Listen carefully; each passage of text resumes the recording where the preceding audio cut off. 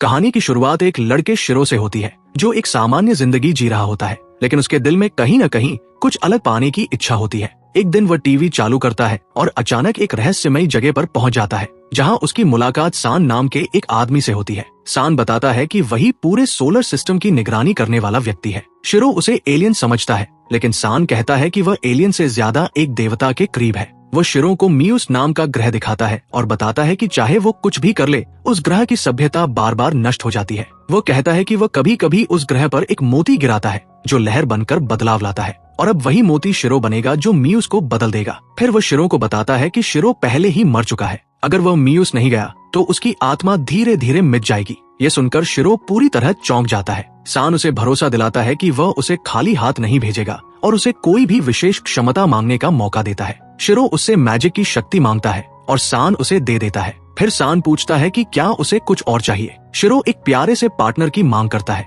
जिस पर सान उसे धैर्य रखने को कहता है और बताता है कि वह सही समय पर उससे मिलेगा। इसके बाद वो शिरो की स्काउटिंग स्किल भी बढ़ा देता है, क्योंकि इस दुनिया में मिलने वाली चीजें बहुत महंगे दामों पर बिक सकती है। साथ ही वह उसे एक खास बैग देता है जिसमें वह जो चाहे रख सकता है। तभी शिरो का शरीर गायब होने लगता है तो सान जल्दी जल्दी उसे बाकी क्षमताएं भी दे देता है, लेकिन खुद ही सोचता है कि शायद उसने उसे ज्यादा शक्तिशाली बना दिया है। शिरो मियूस में जागता है और सबसे पहले लोगों को ढूंढने का फैसला करता है। दूर उसे एक बस्ती दिखाई देती है, लेकिन वह सोचता है कि अगर वो खाली हाथ वहां गया तो शायद उसे खाना भी न मिले। उसे याद आता है कि सान ने उसकी स्काउटिंग मैजिक बढ़ाई थी। वह उसे एक्टिवेट करने की कोशिश करता है, लेकिन शुरुआत में काम नहीं करता। वो अलग अलग शब्द बोलकर कोशिश करता है और आखिरकार सही कमांड मिल जाता है, जिससे उसे आसपास मौजूद सभी मटेरियल दिखाई देने लगते हैं। वो सब कुछ इकट्ठा करता है, लेकिन निराश होता है क्योंकि सभी चीजें लो रैंक होती हैं। फिर उसे एक पत्थर मिलता है जो उसे बहुत खास लगता है, लेकिन वह चौंक जाता है जब पता चलता है कि वह असल में मल है। फिर भी उसकी रेटिंग बहुत ज्यादा होती है।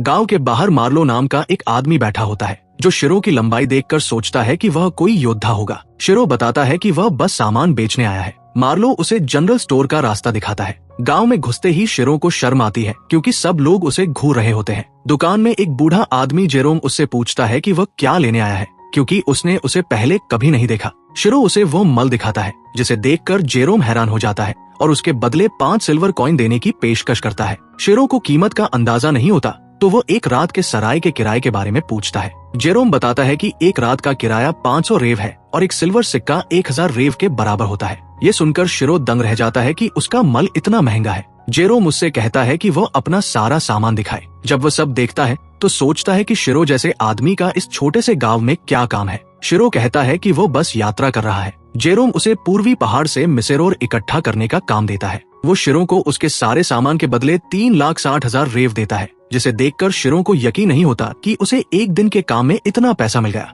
जेरोम उसे पहाड़ पर जाने से पहले सावधान भी करता है क्योंकि वहाँ राक्षस हो सकते हैं। रात को जब शिरो अपने कमरे में लेटा होता है तो सराय की एक कर्मचारी एली उसके लिए गर्म पानी लाती है और बताती है कि हर बार इस्तेमाल करने पर 30 रेव लगेंगे। शिरो समझ नहीं पाता कि उसे इसका क्या करना है। तब वह उसे बताती है कि इससे शरीर साफ करना होता है। शिरो पूछता है कि क्या वहाँ नहाने की कोई जगह है, तो वह बताती है कि सिर्फ अमीर लोगों के पास ऐसी सुविधा होती है। वह यह भी बताती है कि कुछ जादूगर मैजिक से शरीर साफ कर लेते हैं। शिरो खुश हो जाता है और पैसे देकर खुद को मैजिक से साफ करता है। उसे ये बहुत सुविधाजनक लगता है, लेकिन फिर भी वो असली स्नान को मिस करता है। अगले दिन सामग्री इकट्ठा करते समय उसे एक लाश मिलती है और वो डर कर गिर जाता है। वह उस शरीर के पास एक चिट्ठी पाता है जो उसकी बहन ने लिखी होती है, जिसमें वह उसे सुरक्षित रहने को कहती है। यह देखकर शिरो को बहुत बुरा लगता है और वह उसकी कब्र बनाकर वहाँ से चला जाता है। फिर वो खुद को सुरक्षित रखने के लिए एक बैरियर बनाता है और खाना पकाता है। खाना खाते ही वह चौंक जाता है क्योंकि स्वाद बहुत अच्छा होता है।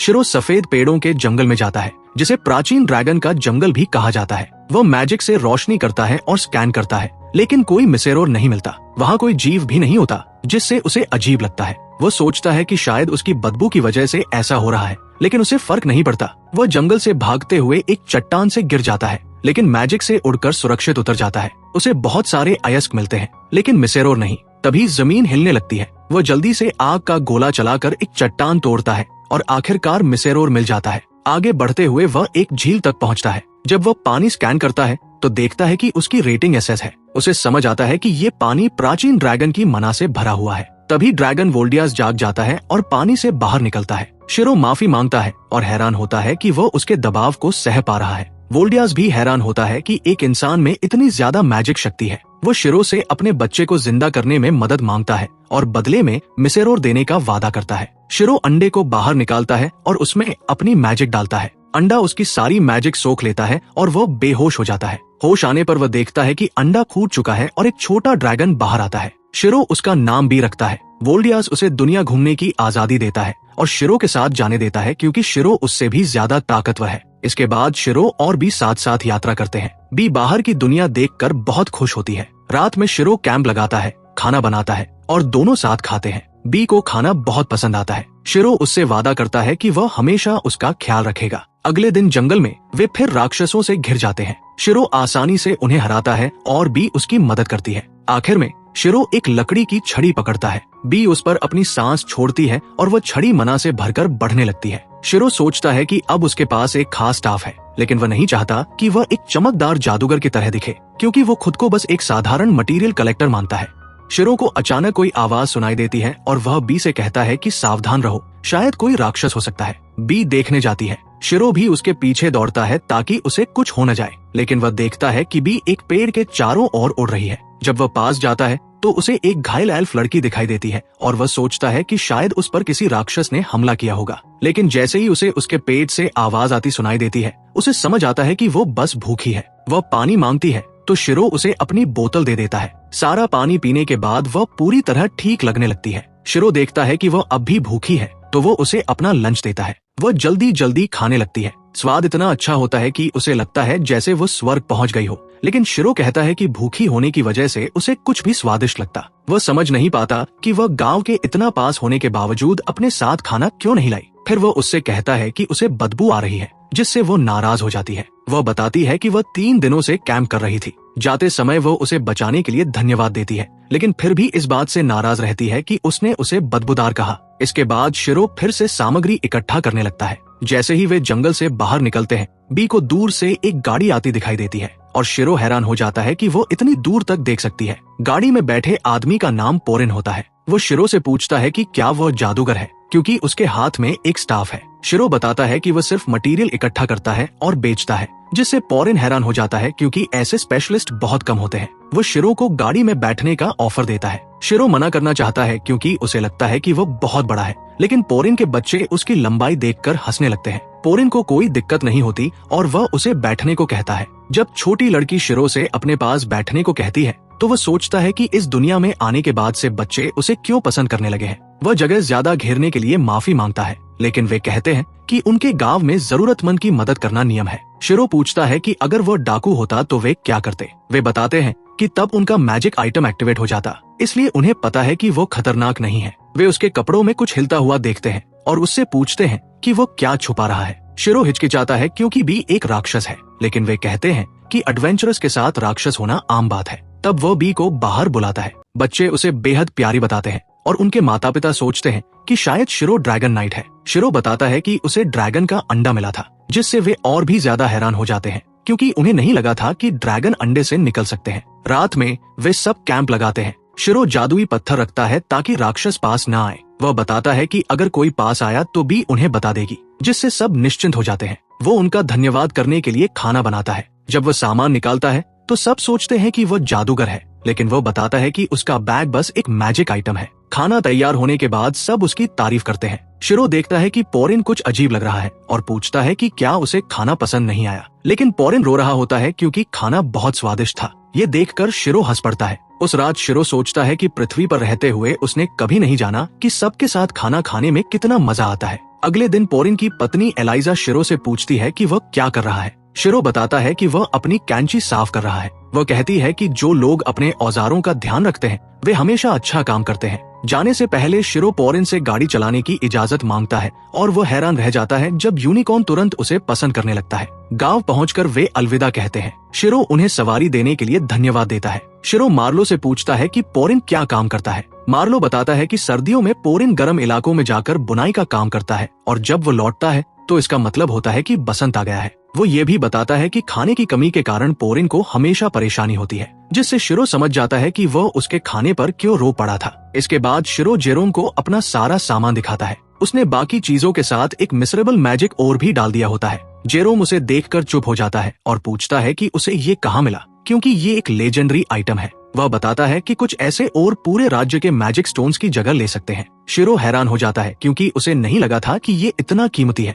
जेरोम कहता है कि भले ही ये उसके पैरों में गिरा हो, उसे उठाना भी किस्मत और हुनर की निशानी है। वो शिरो से कहता है कि उसमें सामान्य समझ की कमी है, इसलिए उसे बेलेन शहर जाना चाहिए, जहाँ वो दुनिया को बेहतर समझ पाएगा। वो खुद ये और नहीं खरीद सकता क्योंकि ये बहुत महंगा है, लेकिन वहाँ ऐसे दुकानदार मिल जाएंगे। जेरोम नहीं चाहता कि शिरो जाए, लेकिन उसे लगता है कि अगर शिरो मशहूर हुआ तो गांव भी मशहूर होगा। रात में शिरो गिल्ड के बारे में पढ़ता है और तय करता है कि वह बेल्से में एडवेंचरर्स गिल्ड ज्वाइन करेगा। वह कुछ दिन गांव में रुकता है और मैजिक ओर से एक लैंप को अपग्रेड कर देता है। अगले दिनों में वह गांव में समय बिताता है, लोगों से मिलता है और फिर विदा लेता है। पूरा गांव उसे छोड़ने आता है। पोरिन रोने लगता है। शिरो मार्लो को वो मैजिक आइटम देता है जो गांव की रक्षा करेगा। जेरोम जब देखता है कि उसमें वही मैजिक ओर लगा है तो शिरो जल्दी से वहाँ से भाग जाता है। यात्रा के दौरान उन्हें एक विशाल केकड़ा मिलता है। शिरो उसे देखकर खुश हो जाता है क्योंकि वो खाने योग्य है। बी एक चीख मारती है और उसे गिरा देती है। रात में वे केकड़ा पकाकर खाते हैं और दोनों को बहुत स्वादिष्ट लगता है।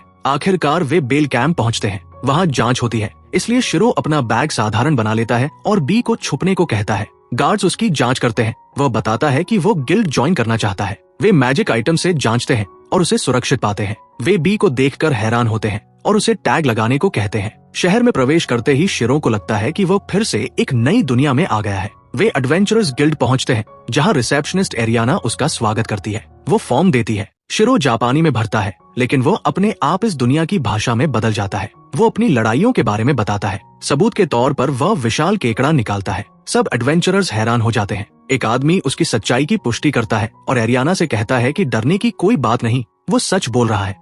शिरो समझ नहीं पाता कि उसने ऐसा क्या किया। तब वह बताता है कि उसके पास एक स्किल है जिससे वह देख सकता है कि कोई इंसान खतरनाक है या नहीं, क्योंकि उसके चारों ओर नीली आभा दिख रही थी। इसका मतलब था कि उसके इरादे बुरे नहीं हैं। वह कहता है कि अब उन्हें केकड़े का मूल्यांकन करके शिरो को भुगतान करना चाहिए। इस पर एरियाना बताती है कि वह तो गिल्ड में रजिस्टर होने आया है, जिससे सब हैरान हो जाते हैं क्योंकि उन्हें लगा था कि शिरो सिर्फ केकड़ा बेचने आया है। लेकिन शिरो कहता है कि ये तो बस उसका खाना है। एरियाना उससे पूछती है कि क्या उसके कोई पार्टी मेंबर है। शिरो बी की तरफ इशारा करता है, जिससे सब और भी ज्यादा चौंक जाते हैं और सब लोग पास आकर उसे ध्यान से देखने लगते हैं। इसके बाद एरियाना शिरो का गिल्ड में रजिस्ट्रेशन पूरा करती है और बताती है कि सभी नए एडवेंचरर एफ रैंक से शुरू करते हैं। वो उसे एक ब्रेसलेट देती है, जिसे पहनकर शिरो खुश हो जाता है क्योंकि वह बी को दिए गए चार्म से मैच करता है। इसके बाद शिरो उस लाश के परिवार से मिलता है जो उसे जंगल में मिली थी। वे अपने बेटे बेल को लापरवाह होने के लिए दोष देते हैं और पता चलता है कि वो अपने बीमार पिता के लिए पैसे कमाने की कोशिश कर रहा था। फिर हम देखते हैं कि शिरो अपने मटेरियल गिल्ड को बेच रहा है और पता चलता है कि उसे बेल का आय 1 महीना हो चुका है। वो उन अनोखे मटेरियल्स की वजह से मशहूर हो गया है जो वो ढूंढ लाता है। एरियाना उसे उन लोगों की लिस्ट देती है जो उसे काम पर रखना चाहते हैं, लेकिन शिरो को लगता है कि लोग बहुत ज्यादा है। हम देखते हैं कि शिरो स्नान कर रहा है और उसने अपने मैजिक से पानी को शुद्ध किया था। वो खुश होता है कि यहाँ वो आराम कर सकता है। तभी उसके पास एक लिजर्डमैन आता है जिसका नाम क्ले है। वो बताता है कि उसने सुना है कि शिरो बिना पैसे लिए हीलिंग मैजिक इस्तेमाल करता है, इसलिए वो उसे अच्छा इंसान मानता है। शिरो चिंता करता है कि दूसरे हीलर उससे नाराज हो जाएंगे, लेकिन क्ले हंसता है और कहता है कि वो जरूर सबका ध्यान आकर्षित करेगा। गिल्ड में अधिकारी ग्रिड शिरो को सुझाव देता है कि वो अपनी रैंक बढ़ाए ताकि वो कठिन मिशन ले सके, लेकिन शिरो खुश था एफ रैंक पर रहकर क्योंकि वो एक शांत जिंदगी चाहता था। तभी अचानक गोब्लिन अटैक की चेतावनी मिलती है। सभी एडवेंचरर तैयार हो जाते हैं और डी रैंक से ऊपर वालों को बुलाया जाता है। शिरो सोचता है कि यह उससे जुड़ा नहीं है, लेकिन उसे भी खींचकर ले जाया जाता है। गिल्ड मास्टर सबको योजना समझाता है कि उन्हें पुल पर गोब्लिन्स को रोकना है। कुछ एडवेंचरर शिरो से कहते हैं कि वह रास्ते में न आए। गिल्ड मास्टर खुद उसके पास आता है और बताता है कि ग्रिट उसकी बहुत तारीफ कर रहा था। वह हैरान होता है कि शिरो उससे डर नहीं रहा, लेकिन शिरो को ये ध्यान पसंद नहीं आता। गिल्ड मास्टर बाकी काम अपनी सहायक मुसली को सौंप देता है। बाहर निकलते ही वो डर जाती है। शिरो उसे समझाता है कि लड़ाई में डरना स्वाभाविक है और वे बस हीलर है। वो उसे हौसला देता है। तभी क्ले आ जाता है और शिरो की बातें सुनकर हंसता है। शिरो पूछता है कि वो फ्रंट लाइन पर क्यों नहीं है। क्ले बताता है कि उसकी पुरानी चोट दर्द कर रही है। वो सोचता है कि कहीं शिरो ये न समझ ले कि उसे ये घाव भागते समय मिला था, लेकिन वो बताता है कि ये किसी को बचाते समय लगा था। तभी दूर से सीन की आवाज आती है और उन्हें पता चलता है कि मुख्य मोर्चा टूट गया है। क्ले लड़ने दौड़ता है और मुसली दूसरों के सामने खुद को संभाल लेती है। शिरो समझ जाता है कि वह परेशानी से नहीं बच सकता। वो अपना स्टाफ निकालता है और सबके चारों ओर बैरियर बना देता है और क्ले के पीछे दौड़ता है। हम देखते हैं कि एडवेंचरर गोबलिन से लड़ रहे हैं। कुछ गोबलिन आगे निकल जाते हैं, लेकिन शिरो अपने शरीर को हार्डन करके एक को उड़ा देता है। बी बाकी को बिजली से गिरा देती है। एडवेंचरर उनका धन्यवाद करते हैं। वे बताते हैं कि गोबलिन सार्जेंट के आने से फ्रंट लाइन टूट गई थी। बारिश शुरू हो जाती है। क्ले अकेले लड़ रहा होता है, लेकिन उसकी पुरानी चोट फिर दर्द करने लगती है। तभी शिरो समय पर पहुंच जाता है। वो उसे याद दिलाता है कि बारिश में उसकी चोट बिगड़ जाती है और उसे पीछे हटने को कहता है। लेकिन तभी गोबलिन सार्जेंट आ जाता है और वे लड़ने का फैसला करते हैं और गोबलिन आ जाते हैं। क्ले खुद को कुर्बान करने को तैयार हो जाता है। शिरो उससे पूछता है कि क्या उसकी चोट उसके लिए कुछ खास मायने रखती है। क्ले कहता है कि वह उससे नफरत करता है क्योंकि वो उसकी बेवकूफी की याद दिलाती है। तब शिरो उसे पूरी तरह ठीक करने की पेशकश करता है। बी बिजली से कुछ गोबलिन्स को गिरा देती है। शिरो वोल्डियास का पानी क्ले पर डालता है और हीलिंग मैजिक करता है। उसकी पीठ का घाव गायब हो जाता है और वह बदलने लगता है। उसके शरीर में शक्ति बहने लगती है और वह कहता है कि अब बाकी वह संभालेगा। इसके बाद गिल्ड मास्टर सोचता है कि शिरो असल में है कौन, लेकिन शिरो कहता है कि वह सिर्फ F रैंक एडवेंचर है। गिल्ड मास्टर और ज्यादा नहीं पूछता और कहता है कि उसे इनाम मिलेगा। क्ले वापस सामान्य हो जाता है और पूछता है कि शिरो ने उसके साथ क्या किया। शिरो बताता है कि उसने वोल्डियास का पानी इस्तेमाल किया ताकि हीलिंग तेज हो जाए। क्ले प्राचीन ड्रैगन की कहानी सुनकर हैरान हो जाता है। वह भी सोचता है कि शिरो असल में कौन है। शिरो समझता है कि अगर उसने सच बताया तो और ध्यान आएगा, लेकिन वह क्ले पर भरोसा करके बता देता है कि वह दूसरी दुनिया से है और मरने के बाद पुनर्जन्म लेकर आया है। क्ले हैरान रह जाता है, लेकिन वह मान जाता है क्योंकि शिरो ने उसे ड्रैगन के पूर्वज में बदल दिया था। क्ले डरता है कि वह इस शक्ति से सब कुछ नष्ट कर देगा। शिरो उसे शांत रहने को कहता है। क्ले सोचता है कि शिरो हर बात को बहुत हल्के में लेता है। शिरो एक लोहा रिबल से पूछता है कि क्या उसके पास मटेरियल इकट्ठा करने वाली कैंची है। वह उसे अपने मास्टर ग्रूस के पास ले जाती है। रास्ते में शिरो लोहारों को देखकर प्रभावित होता है। रिबल बताती है कि उसका सपना है कि वह हीरो के लिए तलवार बनाए। ग्रूस से मिलकर वो शिरो का परिचय देती है। वह कहती है कि शिरो इलावर मटेरियल ला सकता है, लेकिन ग्रूस मना कर देता है क्योंकि रियुहाई खान खतरनाक है और वहाँ राक्षस रहते हैं। वे बहस करते हैं। ग्रूस कहता है कि इंसानी जान ज्यादा कीमती है। रिबल रोने लगती है और उससे माफी मांगती है। शिरो सब सुन लेता है और खुद मिशन लेने की पेशकश करता है। बदले में कैंची मांगता है। वो केकड़े का विशाल पंजा दिखाता है। ग्रूस समझ जाता है कि शिरो ये काम कर सकता है और उसे अनुमति दे देता है। शिरो गाड़ी में बैठकर रियुहाई खान की ओर जाता है। रास्ते में वो उसी एल्फ से मिलता है जिसे उसने पहले बचाया था। वो सफेद पेगासस ढूंढ रही होती है, लेकिन उसे विशाल कौआ दे दिया गया था। शिरो उसे बताता है कि वोसरिल नाम के ड्वार्फ राज्य में मिल सकता है। वह भी उसी दिशा में जा रही होती है। रास्ते में शिरो मटेरियल इकट्ठा करता है। एल्फ का पेट फिर बचता है। वह उसे खाना और पानी देता है और फिर मैजिक से साफ कर देता है। वो अपना नाम ब्रिल बताती है। बी उसे पसंद करने लगती है। शिरो उसे साथ चलने देता है। वे लकड़ी इकट्ठा करते हैं, खाना बनाते हैं। ब्रिल का चाकू रैंक का निकलता है। रात को शिरो खाना बनाता है और ब्रिल उसकी तारीफ करती है। वह बताती है कि वह अपनी बहन के लिए सफेद पेगासस ढूंढ रही है। वो शिरो की बॉडीगार्ड बनने को तैयार हो जाती है। अगले दिन वे गांव पहुंचते हैं और वहां क्ले से मिलते हैं। क्ले नाराज होता है कि शिरो बिना बताए चला गया। शिरो उसे अपना मिशन बताता है। क्ले कहता है कि खान बहुत खतरनाक है, लेकिन शिरो कहता है कि उसे कैंची पाने के लिए ये मिशन लेना ही होगा। वह सोचता है कि अगर वह सफल हुआ तो ग्रूस उसे और भी आइटम देगा, जबकि क्ले को लगता है कि वो बहुत भोला है, लेकिन वह समझाता है कि कैंची गैदरर्स के लिए कितनी जरूरी होती है। क्ले उसके साथ जाने का फैसला करता है और बताता है कि वो वोजरियल जाना चाहता है ताकि अपना भाला ठीक करवा सके। ब्रेल बताती है कि वह शिरो के साथ उसके बॉडीगार्ड के रूप में यात्रा कर रही है। इस तरह क्ले भी उनके साथ जुड़ जाता है। शिरो जानता है कि दोनों ही बेहद कुशल योद्धा हैं, फिर भी वो उनके आसपास खुद को पूरी तरह सहज महसूस नहीं करता। जब वे वोजरियल पहुंचते हैं तो देखते हैं कि लोग प्रवेश द्वार पर कतार में खड़े हैं, लेकिन क्ले एक गार्ड से बात करता है और वह तुरंत उन्हें अंदर जाने देता है। शिरो सोचता है कि उनके साथ वीआईपी जैसा व्यवहार क्यों किया जा रहा है। गार्ड उनका स्वागत द्वारविन किंगडम में करता है और बताता है कि राजा क्ले से मिलना चाहते हैं। शिरो उससे पूछता है कि क्या वह राजा को जानता है, तो क्ले कहता है कि उनका रिश्ता थोड़ा जटिल है। गार्ड बताता है कि क्ले वही हीरो है जिसने थंडर किंग से राज्य को बचाया था। क्ले कहता है कि उसने कुछ भी हीरो जैसा नहीं किया, बल्कि सच ये है कि ड्वार्व्स पहले डीमन लॉर्ड को ट्रिब्यूट देने पर मजबूर थे, लेकिन जब डीमन लॉर्ड ने उसे देखा तो वो तुरंत भाग गया। गार्ड उन्हें क्ले की मूर्ति दिखाता है, लेकिन क्ले शर्मिंदा हो जाता है क्योंकि वो बिल्कुल भी उसके जैसी नहीं लगती। वे किंग जोराड से मिलते हैं। क्ले उससे पूछता है कि उसकी मूर्ति इतनी अजीब क्यों बनाई गई है, और ब्रेल समझ जाती है कि दोनों काफी करीब है। शिरो औपचारिक रूप से अपना परिचय देता है, लेकिन जोराड कहता है कि औपचारिकता की कोई जरूरत नहीं। शिरो उसे ग्रूस का पत्र देता है। पत्र पढ़कर जोराड समझ जाता है कि शिरो र्यूहाई माइन में जाना चाहता है और वह उसे वहां रहने वाले दानवों के बारे में चेतावनी देता है। क्ले जोराड से कहता है कि चिंता की कोई बात नहीं, क्योंकि वो और ब्रेल शिरो की रक्षा करेंगे। तब जोराड उन्हें आदेश देता है कि वे खदान में मौजूद दानवों के बारे में सच्चाई का पता लगाए। एडवेंचरस गिल्ड का हेड रिसेप्शनिस्ट सांबो उन्हें सुरंगों में मार्गदर्शन करता है। वहाँ बहुत अंधेरा होता है, इसलिए शिरो प्रकाश की एक गेंद बना देता है। वो अपना रीड स्पेल भी इस्तेमाल करता है और बताता है कि उसके जादू से उनका स्थान नक्शे पर दिखता रहेगा, इसलिए वे रास्ता नहीं भटकेंगे। वह एल्ड्रा की तलाश शुरू करता है, लेकिन देखता है कि खनिज की प्रतिक्रिया कमजोर है।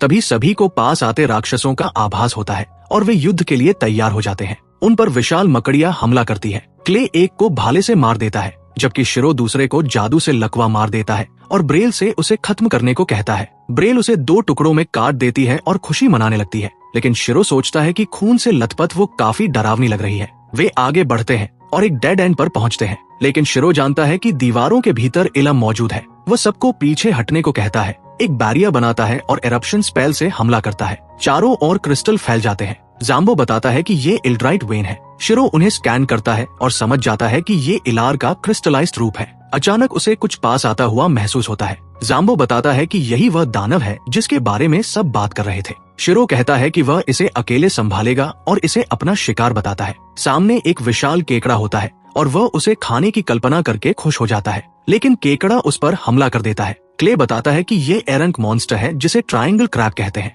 वो और ब्रेल लड़ने को तैयार होते हैं, लेकिन शिरो उन्हें रोक देता है और बी से उसे कवर करने को कहता है। बी अपनी सोनिक अटैक से केकड़े को स्टन कर देती है और शिरो अपनी स्टाफ से उस पर वार करता है, लेकिन वो हमला सह लेता है और शिरो को पीछे धकेल देता है। केकड़ा उसे कुचलने की कोशिश करता है तो बी उसकी टांग को जमा देती है। शिरो उसके शरीर को स्कैन कर उसके वीक स्पॉट्स ढूंढता है। वह आइस नीडल्स बनाता है और बी उन्हें अपने वाइन स्पेल से घेर लेती है। शिरो कहता है कि अब लड़ाई खत्म करने का समय आ गया है। वह सुइयों को उसके वीक स्पॉट्स पर फेंकता है और केकड़ा पूरी तरह जम जाता है। ये देखकर जाम्बो और ब्रेल बहुत प्रभावित होते हैं। क्ले सोचता है कि शिरो ने अपने बॉडीगार्ड्स को लड़ाई में क्यों नहीं शामिल होने दिया। शिरो बताता है कि वह केकड़े के खाने योग्य हिस्सों को उनके हथियारों से खराब नहीं करना चाहता था। क्ले समझ जाता है कि वह केकड़ा खाना चाहता है, लेकिन उसे याद दिलाता है कि वह और ब्रेल उसके बॉडीगार्ड हैं और उसे उन पर भरोसा करना सीखना चाहिए। शिरो माफी मांगता है। वे वहाँ मौजूद इल्ड्राइट वेन्स इकट्ठा करते हैं। शिरो बताता है कि आगे और भी मजबूत रीडिंग्स मिल रही हैं, इसलिए गहराई में और खजाना मिल सकता है। वे वापस जोराड के पास लौटते हैं। शिरो बताता है कि उन्होंने खदान के सबसे बड़े खतरे को खत्म कर दिया है। जोराड को शक होता है तो शिरो अपने आइटम बॉक्स से केकड़े के अवशेष निकाल देता है। जैसे ही वह जमीन पर गिरता है, भूकंप जैसा झटका आता है। जोराड उसके आकार को देखकर हैरान रह जाता है और शिरो की प्रशंसा करता है। वो उसे इनाम देना चाहता है, लेकिन शिरो कहता है कि उसे सिर्फ केकड़ा चाहिए। बाद में ब्रेल बताती है कि उन्हें 3-3 मिलियन रावे मिले हैं, लेकिन शिरो अब भी केकड़ा खाने के बारे में ही सोच रहा होता है। अगले दिन ब्रेल को इनाम में एक सफेद पेगासस मिलता है। क्ले को उसका भाला वापस मिल जाता है, जो पूरी तरह ठीक हो चुका होता है। ब्रेल बताती है कि उसे घर लौटना होगा क्योंकि पेगासस उसकी बहन के लिए है। वो कहती है कि वो शिरो की बहुत ऋणी है, लेकिन शिरो कहता है कि वे बराबर हो चुके हैं क्योंकि उसे केकड़ा मिल गया। वे विदा लेते हैं और ब्रेल उड़ते हुए चली जाती है। वे एडवेंचरर्स गिल्ड लौटते हैं, जहाँ अरियाना उनसे पूछती है कि क्या उन्होंने टीम बना ली है। शिरो इनकार करना चाहता है, लेकिन क्ले कहता है कि उन्होंने टीम बना ली है। अरियाना खुशी से अपने सुपीरियर को बताने चली जाती है। शिरो पूछता है कि क्ले ने झूठ क्यों बोला। क्ले बताता है कि उसने फैसला किया है कि वो शिरो पर नजर रखेगा क्योंकि उसके पास जाने के लिए कोई और जगह नहीं है। बी भी खुश होती है कि शिरो टीम में है। शिरो सोचता है कि ये बुरा विचार नहीं है। वे अपनी टीम का नाम एज्योर ब्लैक ब्रिगेड रखते हैं। शिरो ग्रूस के पास लौटता है और उसे इलाइट वेन दिखाता है। ग्रूस कुछ बोल नहीं पाता। फिर वह और रिबल खुशी से रोने लगते हैं। वे कहते हैं कि उन्होंने 100 साल बाद एल्ड्राइट देखा है। रिबल कहता है कि वे उसका एहसान कभी नहीं चुका सकते। शिरो उन्हें याद दिलाता है कि उसे बस एक कैंची चाहिए और कहता है कि वे उन्हीं पत्थरों से प्रतियोगिता जीते। कुछ दिन बाद शिरो और क्ले शराब पी रहे होते हैं। तभी वेड नाम का एक भालू आदमी आता है और बताता है कि उन्हें एक महत्वपूर्ण व्यक्ति से बुलावा मिला है। शिरो पत्र पर लगी मुहर देखकर समझ जाता है कि यह हाउस लुजालिवा की है। शिरो डर जाता है और बीमार होने का नाटक करता है, लेकिन क्ले उसे पकड़ लेता है। वो पत्र खोलता है और पढ़ता है कि लॉर्ड लुजालिवा उन्हें अपने मैनर बुला रहे हैं। वे नोबल कैरेज में जाते हैं। लोग उन्हें घूरते हैं। क्ले बताता है कि किसी लॉर्ड द्वारा बुलाया जाना हर एडवेंचरर का सपना होता है। वे मैंशन पहुंचते हैं, जहां रेमंड नाम का बटलर उनका स्वागत करता है। वहां टियारीज नाम की लड़की उनसे बी को मांगती है। शिरो मना कर देता है। वह कहती है कि ड्रैगन नोबल प्राणी होते हैं और शिरो उनके योग्य नहीं है। शिरो स्कैन करके जान लेता है कि वह लॉर्ड की बेटी है। शिरो घुटनों के बल बैठकर उससे पूछता है कि वह भी क्यों चाहती है। वो बताती है कि बर्नर्ड ने उसे ऐसा करने को कहा था। शिरो समझ जाता है कि बर्नर्ड ही असली दोषी है। वो कहता है कि बी उसके परिवार का हिस्सा है। टियारिस को अपनी गलती का एहसास होता है और वह माफी मांगती है। बी मुस्कुरा देती है। तभी बेलमंड आता है और बताता है कि उसकी पत्नी आधे साल से बीमार है। वह शिरो से उसे ठीक करने की गुहार लगाता है। शिरो उसकी पत्नी मोल्टी को देखता है और स्कैन करके समझ जाता है कि उसे आइवा पॉइजन दिया गया है। वह कहता है कि बिना एंटीडोट वह उसे पूरी तरह ठीक नहीं कर सकता। वे पुराने दस्तावेज देखते हैं और शिरो उन्हें पढ़ पाता है। उसमें लिखा होता है कि आइवा फ्लावर एक झील के पास घोड़े जैसी चट्टान के पास मिलता है। क्ले बताता है कि वह जगह आस्कीत गांव के पास है। शिरो वहां जाने का फैसला करता है। जाने से पहले वो मैंशन के बाहर एक क्रिस्टल रख देता है ताकि कोई मोल्टी को नुकसान न पहुंचा सके। टियारिस शिरो से माफी मांगती है और शिरो उसे बताता है कि अपनी गलती समझना ही इंसान को बेहतर बनाता है। वो उससे कहता है कि जब तक वो वापस नहीं आता तब तक कोई उसे ये समझाने की कोशिश कर सकता है कि वह एक खलनायक है और अगर ऐसा हो तो उसे अपने पिता से बात करनी चाहिए। इसके बाद वह क्ले के साथ निकल जाता है और अपनी जादू की मदद से उनकी गति बढ़ा देता है। दोनों इस बात से हैरान रह जाते हैं कि उसका जादू इतना प्रभावी है। वे एक सूखे इलाके में पहुंचते हैं और क्ले बताता है कि ये जगह पहले खेती की जमीन हुआ करती थी। शिरो सोचता है कि आखिर ऐसा क्या हुआ कि ये जमीन बंजर हो गई। वे पास ही एक झील देखते हैं लेकिन हैरान होते हैं कि उसमें कोई जीवन क्यों नहीं है। शिरो झील को स्कैन करता है और पता चलता है कि उसमें जहर मिला हुआ है। गांव के लोग उनसे पूछते हैं कि वे वहां क्या कर रहे हैं। शिरो बताता है कि वे एडवेंचरर्स हैं और दुर्लभ सामग्री इकट्ठा करने का काम उन्हें मिला है, लेकिन गांव वाले उन पर भरोसा नहीं करते। तब क्ले अपनी आर्मबैंड दिखाता है जिससे साबित होता है कि वह एरंग एडवेंचरर है। इसके बाद शिरो उनसे सवाल पूछना शुरू करता है। तभी गोंजा नाम का एक लड़का घुटनों के बल गिर जाता है। शिरो समझ जाता है कि वह कुपोषण का शिकार है। वे उन्हें गांव ले जाते हैं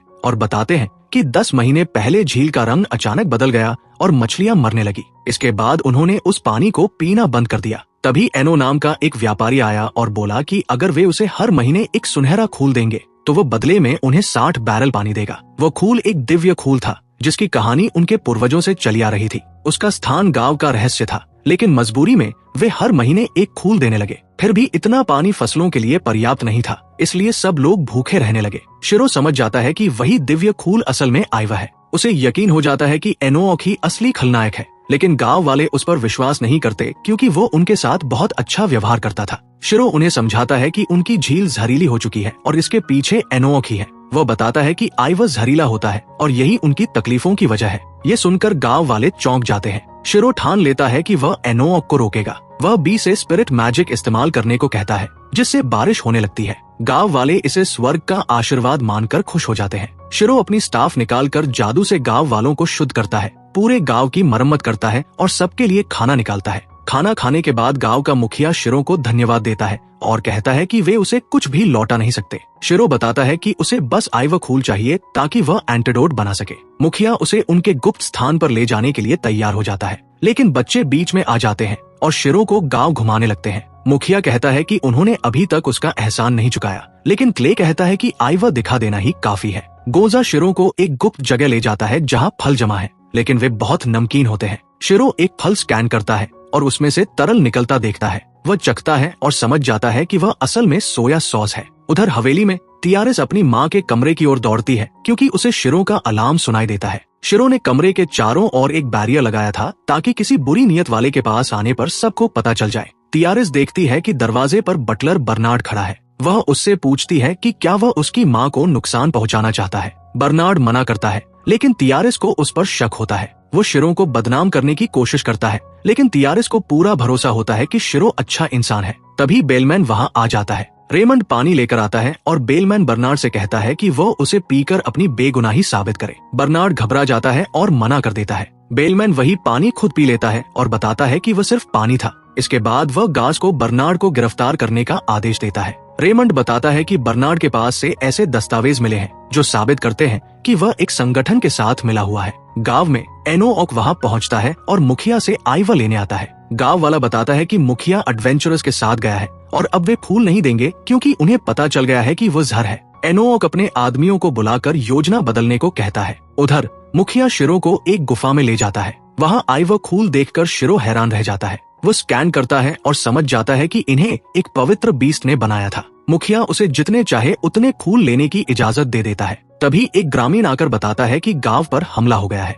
वे तुरंत लौटते हैं और देखते हैं कि घर जल रहे हैं। क्ले लोगों को बचाता है, जबकि शिरो और भी पानी के जादू से आग बुझाते हैं। पता चलता है कि एनोओक ने आग लगवाई थी क्योंकि उन्हें खूल नहीं दिए गए थे। मुखिया को पता चलता है कि गोंजा गायब है और किसी ने उसे उठा लिया है। शिरो अपनी खोज शक्ति से देखता है कि पास के किले में करीब 100 गुंडे इकट्ठा है। वे वहां पहुंचते हैं। शिरो कंसीलमेंट स्पेल से उन्हें अदृश्य बना देता है। अंदर जाकर उन्हें पता चलता है कि गुंडे गोंजा से पूछताछ करना चाहते हैं ताकि आइवा का स्थान जान सके। वे यह भी योजना बना रहे थे कि अफवाह फैलाकर आइवा पॉइजन की कीमत बढ़ाई जाए। क्ले गुस्से में गुंडों पर हमला कर देता है। एनोक घबरा जाता है और अपना गुप्त हथियार बुलाने का आदेश देता है। शिरो बी की मदद से गोंजा को आजाद कर देता है। तभी एक राक्षस प्रकट होता है। शिरो समझ जाता है कि यह एनोक ने बुलाया है। लड़ाई के दौरान शिरो झील में गिर जाता है। उसे लगता है कि अब वो जहर में मर जाएगा, लेकिन तभी एक पवित्र बीस्ट उसे बचा लेती है। वह बताती है कि उसका नाम वेलर है। वह कहती है कि उसी ने आइवा खूल बनाए थे ताकि जमीन को शुद्ध रखा जा सके, लेकिन अपनी सारी शक्ति खर्च करने के बाद वो पत्थर बन गई थी। शिरो की वजह से वो फिर जाग पाई और झील भी शुद्ध हो गई। वेलर शिरो को धन्यवाद देती है और फिर गायब हो जाती है। वे गांव लौटते हैं और फिर शिरो टेलीपोर्टेशन से बेलका पहुंचता है। वह माल्टी को एंटीडोट देता है और वह तुरंत बेहतर महसूस करने लगती है। बेलमैन और तियारिस बहुत खुश होते हैं। इसके बाद शिरो गांव लौटकर मुखिया को बताता है कि एनोक पकड़ा जा चुका है। वह मुखिया से लाइटेस्ट फ्रूट थोक में खरीदने की अनुमति मांगता है। वो उससे बने खाने को सबको चखाता है। क्ले पूछता है कि काम पूरा होने पर कैसा लग रहा है। शिरो कहता है कि वह थक चुका है और शायद उसे भ्रम हो रहा है क्योंकि आसमान चमक रहा है। तभी वेलर प्रकट होती है और इस बार क्ले भी उसे देख पाता है। वो मानव रूप में बदलकर बताती है कि वो शिरो के साथ जाना चाहती है और उसकी घोड़ी बन सकती है। शिरो ग्रुस से फिर से कैंची बनाने को कहता है। तभी उसे एनुअल गैदरिंग कंपटीशन की खबर मिलती है। वह इसमें हिस्सा लेने को मजबूर होता है। प्रतियोगिता में रेनबो शीप की 7 रंगों वाली ऊन इकट्ठा करनी होती है। शिरो पहाड़ पर जाकर शीप को उनकी भाषा में बुलाता है और ऊन ले आता है। वह सबसे पहले लौटता है और प्रतियोगिता जीत जाता है। उसे FB रैंक मिल जाता है। रोटो उसे चेतावनी देता है कि वह काम में ज्यादा परफेक्शन दिखाकर बाजार खराब ना करे, लेकिन सब मानते हैं कि अब शिरो को उसकी काबिलियत के हिसाब से ही भुगतान मिलेगा। रोडेल बताता है कि सभी लोग उसके रैंकअप का इंतजार कर रहे थे और शिरो को यकीन नहीं होता कि वे सब उसके बारे में सोच रहे थे, लेकिन क्ले उसे बस यही कहता है कि उसे खुद पर गर्व करना चाहिए। रोडेल उसे उसका FB रैंक गिल्ड रिंग देता है और कहता है कि वो अपनी क्षमताओं का इस्तेमाल देश की सेवा के लिए करे। तभी अचानक एरियाना उन्हें रोकती है और बताती है कि एक फॉरेस्ट वर्म शहर की ओर आ रहा है। शिरो और उसके दोस्त उससे लड़ने की तैयारी करते हैं, लेकिन तभी वे देखते हैं कि ब्रे उस पर सवार होकर आ रही है। वो खुशी खुशी शिरो से मिलने दौड़ती है, लेकिन उससे बहुत बदबू आ रही होती है। शिरो अपना जादू इस्तेमाल करके उसे साफ करता है और पूछता है कि वो उस राक्षस पर क्यों बैठी है। वह बताती है कि वह उसे शिरो को देना चाहती थी ताकि वह उस पर सवारी कर सके। शिरो समझता है कि वह कीड़ा भी बदबूदार है, इसलिए वह उसे भी साफ करता है, लेकिन वह जमीन के अंदर छिप जाता है। शिरो कहता है कि वह उस पर सवारी नहीं करना चाहता। ब्रे सोचती है कि शायद उसे यूनिकॉर्न चाहिए, लेकिन वेलर कहती है कि वो उससे तुलना भी नहीं कर सकती। ब्रिल पूछती है कि वह कौन है, तो शिरो कहता है कि ये लंबी कहानी है और वो लौटकर सब कुछ बताएगा। वे सब साथ में खाना खाते हैं और शिरो बेल को बताता है कि उसके साथ क्या क्या हुआ। बेल कहती है कि वह भी उसकी टीम में शामिल होना चाहती है। क्ले देखता है कि उसके पास एरंग की अंगूठी है। बेल बताती है कि वह बाहर रहते हुए कड़ी ट्रेनिंग कर रही थी, लेकिन वेलर समझ जाती है कि वो कुछ छिपा रही है। बेल वादा करती है कि सही समय आने पर वो सब बताएगी और कहती है कि उसे उनकी मदद चाहिए, क्योंकि उसकी बहन कारा को श्राइन मेडन चुने जाने के बाद वो अपना देश छोड़कर चली गई थी। उसे अपने ही कबीले के किसी व्यक्ति से शादी करके वारिस पैदा करना था, लेकिन वह किसी ऐसे इंसान से शादी नहीं करना चाहती थी जिसे वो पसंद नहीं करती थी। इसलिए उसने शर्त रखी कि उसे शादी में एक खूबसूरत पेगासस चाहिए। लेकिन जब बेल को पता चला कि कारा पहले ही जा चुकी है, तो उसे लगा कि शिरो अपनी जादू से उसे ढूंढ सकता है। वो कहती है कि उसे वापस लाना उनका मकसद नहीं है, वो बस जानना चाहती है कि कारा बिना कुछ कहे क्यों चली गई। सभी उसकी मदद करने का फैसला करते हैं। वे जंगल की ओर निकलते हैं और वेलर सबको अपनी पीठ पर बैठने को कहती है ताकि वे जल्दी पहुंच सके। वो उन्हें जंगल तक ले जाती है, जहां ब्रिल अपना जादू इस्तेमाल करके एक भंवर बनाती है और सबको उसे छूने को कहती है ताकि वे उसके देश पहुंच सके। वो खुद उसमें समा जाती है और क्ले व ब्रे भी उसके पीछे जाते हैं। वेलर शिरो से कहती है कि वह ब्रिल पर नजर रखे क्योंकि वो कुछ छिपा रही है। जैसे ही शिरो भंवर को छूता है, वो खुद को एल्वेन भूमि में पाता है। उसके दोस्त बताते हैं कि उसे आने में इतना समय लगा कि वे चिंता करने लगे थे। तभी अचानक तीरों से हमला होता है। शिरो ढाल बुलाकर तीरों को रोक देता है। ब्रिल पहचान लेती है कि ये तीर उसके ही देश के हैं। एक एल्फ उसे बुलाता है और कहता है कि उसने बाहरी लोगों को पवित्र भूमि में लाकर अपवित्र कर दिया है। ब्रिल समझाने की कोशिश करती है कि उसके साथी नुकसान नहीं पहुंचाएंगे, लेकिन वह नहीं मानता। वेलर ये सुनकर नाराज हो जाती है और असली रूप में लौट आती है, जिससे आसमान अंधेरा हो जाता है। एल्फ समझ जाता है कि वह देवी है। वेलर उस पर बिजली गिराती है, लेकिन वह बच जाता है और तुरंत माफी मांगता है। वेलर कहती है कि एल्विस गिर चुके हैं, क्योंकि वे उसकी शक्ति पहचान नहीं पाए। शिरो समझता है कि वे उसकी आवाज नहीं सुन पा रहे क्योंकि उनका जादू कमजोर है। एल्फ पूछता है कि वे वहाँ क्यों आए हैं। शिरो बताता है कि वे एडवेंचरर्स हैं और ब्रिल उनकी टीम का अहम हिस्सा है। एल्फ अपना नाम लिलार बताता है और कहता है कि वह उन्हें गांव तक ले जाएगा। रास्ते में क्ले को हवा खराब लगती है। शिरो समझ जाता है कि ये मना प्रदूषण है। लिलार कहता है कि उन्हें महान पेड़ के पास जाने से पहले झरने पर खुद को शुद्ध करना होगा। शिरो अपना क्लीन स्पेल चलाता है और पूरा इलाका शुद्ध हो जाता है। सभी खुद को बहुत अच्छा महसूस करते हैं। शिरो सोचता है कि यहाँ मना इतना घना क्यों है। वे महान पेड़ पर चढ़ते हैं। बेल बताती है कि सिर्फ हाई एल्वेस और खास लोग ही ऊपर जा सकते हैं। वो बताती है कि वो हाई एल्फ है और बाहर जाना उसके लिए मना था। शिरो कहता है कि पुराने नियम हर समय सही नहीं होते और उसे अपनी जिंदगी अपनी तरह से जीनी चाहिए। सभी उससे सहमत होते हैं। बेल बताती है कि यही उसका रहस्य था। महल पहुंचकर एम्बर उनका स्वागत करती है। बेल अपने बड़े भाई से मिलने की इच्छा जताती है। चाय पीते पीते वे उसका इंतजार करते हैं। जब वह आता है तो ब्रिल खुशी से उससे मिलने दौड़ती है। शिरो हैरान होता है कि वह बच्चे जैसा क्यों दिखता है। ब्रिल बताती है कि उसका नाम ओरेस्टो है और वो उनका गवर्नर है। वो वेलर के सामने घुटने टेक देता है और लिलार की बदतमीजी के लिए माफी मांगता है।